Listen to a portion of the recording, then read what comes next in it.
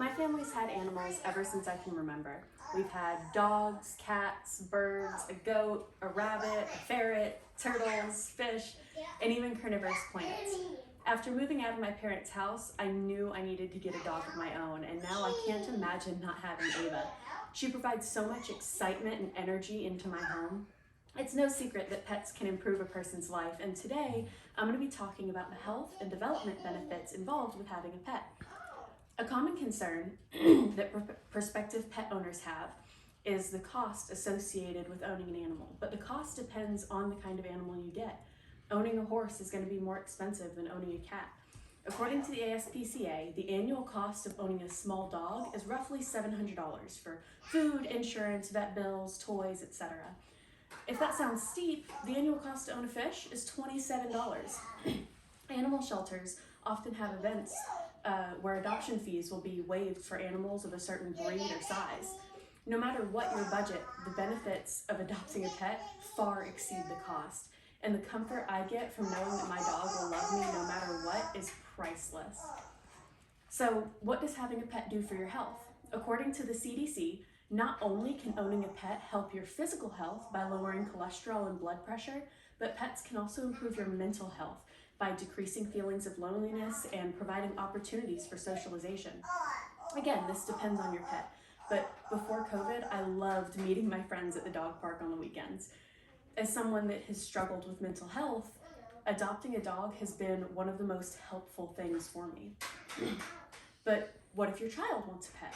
Well, according to the National Center for Biotechnology Information, children with pets are likely to have decreased anxiety, greater empathy, and increased self-esteem. And those facts don't even touch on the lifetime of companionship that pets provide.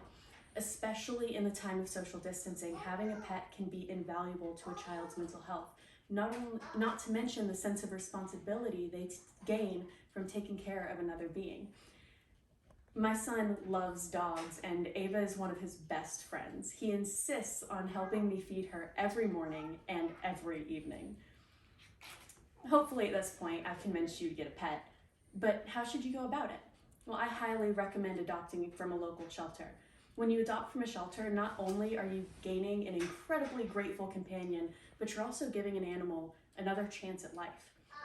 When I adopted Ava, I was worried that she might have behavioral issues around my then 1-year-old. And I thought that if I had to return an adopted pet, I wouldn't be allowed to adopt another one. Of course, that never happened. After just a few days, my son was already trying to use Ava as a pillow, and she happily obliged. The volunteer at the shelter explained that a lot of shelters allow a trial period where if the animal you adopt turns out to come with issues that you didn't expect and aren't prepared to handle, like aggression or severe anxiety, you can take them back with no repercussions. There shouldn't be pressure to keep an animal that isn't the right fit. A shelter or rescue is most concerned with finding the right home for an animal. That being said, I highly recommend that you look into what animal is right for you. Don't buy a puppy or a kitten if you're not prepared to take care of a dog or a cat. Start off with fish. I hope this presentation has provided some insight into the benefits of adopting an animal. I encourage each one of you to look into what kind of animal would best fit your lifestyle and seriously consider adopting, because when I got my dog, I also gained a best friend. Thank you for your time.